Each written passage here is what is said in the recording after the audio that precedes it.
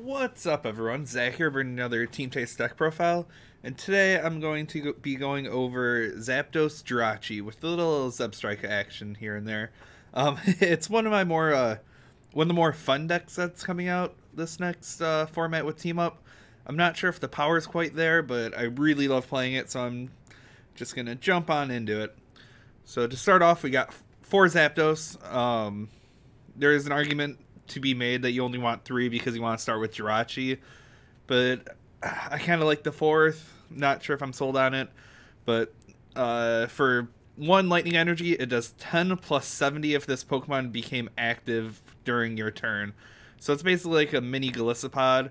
It hits for 80 damage consistently, and you got the electric powers and choice bands to really buff up the damage, and it's only the one prize. One of the weird things, it also doesn't hit for weakness, which is kind of relevant within itself. Zapdos has a lightning weakness, which is kind of weird, but it's one of those, like, Pokemon loves giving anything flying typing that lightning weakness. But then, so that's the core of the deck, and then you got Jirachi, which is kind of like the heart of the deck. So this Jirachi, super good card. When it's in the active, you can put it to sleep and look at the top 5 cards of your deck and pick a trainer card there. So you can pick a supporter, a stadium, or an item. And so it's just a super consistent card. You're playing a lot of switching cards, and that natural, benefit with Zapdos having to become active. So it's, really good synergy right there. And then we also have a 2-2 line of the new Zebstrika. I know a lot of Japanese lists were only playing one Zebstrika, but I kind of found that to be a little too inconsistent, especially with the lack of search cards for it, which we'll get to in a little bit. But the main draw is Raid. It does 30 plus 90 if you evolved into Zebstrika on this turn. So with Coco Prism, you can get it attacking in one turn. You can put a Blitzel down and attach to it one turn if you have an extra attachment. So it's really strong. It hits a little bit harder than Zapdos, so you can take out some bigger targets. And then also, which I thought would never come into effect, but I was wrong, Mach Bolt for Lightning colorless hits 100. A lot of times, your opponent won't knock out the Zebstrika, and in that case, you can slap another energy onto it and start swinging almost just as hard. And then we also have one Coco Prism, excuse the Japanese proxy. So when it's on your bench, you can send it to the Lost Zone and attach one lightning energy to 2 of your bench Pokemon. So that's really the only energy recovery you have there. But then you can also get Blitzels that your opponent's not expecting, and it's just a super solid card. And then I don't think in this deck, it can hit for 120. Excuse me. For lightning colorless, but that really doesn't come into effect, I don't believe. And then we also have one Tapu Koko GX. So Tapu Koko GX has always been a pretty good card that hasn't seen much play. Didn't really see play in the Ray decks, but it just has a super solid GX attack, 50 times the number of energy on your opponent's side of the field. And with some of these tag team GXs needing a lot of energy to operate, you can hit it out of nowhere, especially with this energy with Coco Prism. You can, send those 2 and then drop the Coco and get them both onto him. But that's our Pokemon line. Like I said, you can drop his Zebstrika if you find that you don't really need it. But I like focusing on the Zebstrika a little more. And the Zapdos, you can go down to 3, which I probably would do, but still got tested a little bit. Then we're going to move on to the supporters. We got 4 Volkner. Volkner's a super solid card, especially in this item-based deck.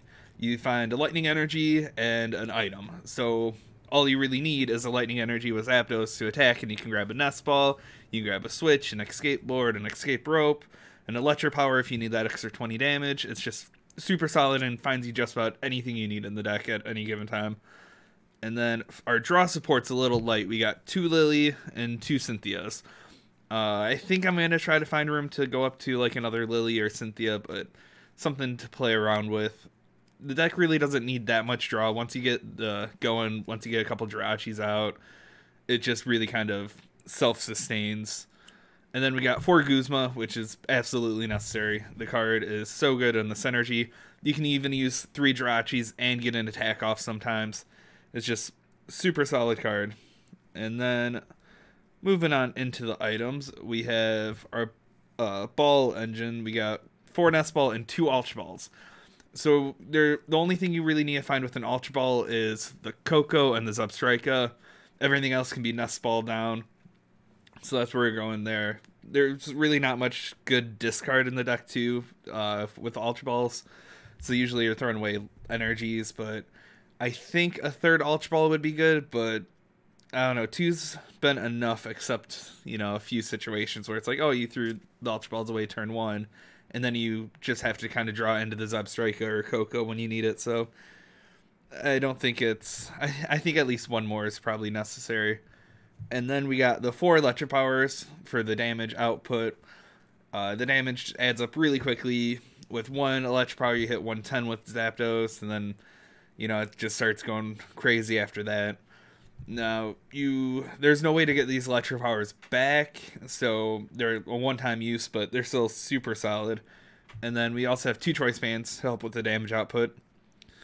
And then we get into our switching cards, which this deck needs a lot because it's relying on switching back and forth between the Jirachi and the Zapdos.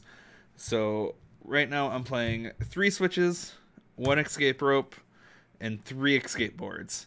So escape board and Jirachi just go hand in hand. You get free retreat with Jirachi, and you get to retreat out of the sleep that it puts yourself into. An argument could be made for a second escape rope. You can do some sweet escape rope Guzman plays, but the 1 is usually all you need in a game, so hopefully you don't use it when you don't need to.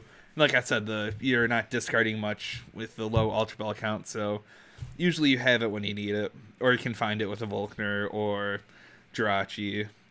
And then to round out items, we got 2 rescue stretchers, get our Zapdos and Jirachis back, and the Zubstrikas, or you throw away the Coco, you can get the Coco back, and just random things like that.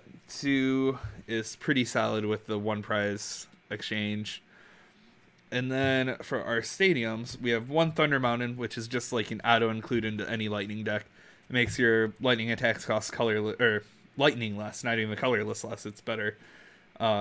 So you can attack with Zapdos for free, you can attack with Zubstrika for 1 energy, you can attack with Tapu Koko GX or 2 energies, so there's just so much synergy there. And then I'm playing 3 Shrines. Right now, this deck kind of seems to struggle with the higher HP GXs, so I added 3 Shrines to kind of help mitigate that, and it seems that it's worked out pretty well so far. But maybe 2 is all that's needed, and maybe it just needs another Ultra Ball or something, but I don't know. It seems pretty solid. And then we're running 9 Lightning Energies. There was a Japanese list that was running unit energies with some psychic techs like Wabafei and the Nightcap Nialago, which was cute, but I just wasn't finding enough uses for it. And it seemed like the basic energy was a little more consistent and just a little, seemed to be enough. But this is a super solid, simple list. There's lots that you could go with and directions you can take it. But like I said, cut a Zubstrika maybe, cut a Zapdos. Always stay at 4 Jirachi. 4 Jirachi is a must. You always want to start it, and you always want to get it out. Multiple copies out. You always want to be left with at least 1 on the field. And yeah, this deck is really solid against the big, so it's solid against the GX decks that don't have healing. So any big GX deck that isn't playing at least 2 Acerolas or a couple Max Potions, this deck can just take the prize advantage. As soon as you get into the Zork territory where they're playing 2 Acerolas and a Pile Pad, then Zork can kind of just out-trade you and heal up every turn, which is quite annoying. But we found this to be pretty favorable against Pika Zekrom, except if they got the loop of Raikou with Electric Power knocks out a Zapdos, which is pretty annoying, but your Zubstrika can respond to that pretty early as long as you know what to do. Man, this is a base list. If you have any questions, leave them down below. I'll try to respond to everyone, and I think that's about it. Remember, everyone, like, comment, share, subscribe. Later, everyone.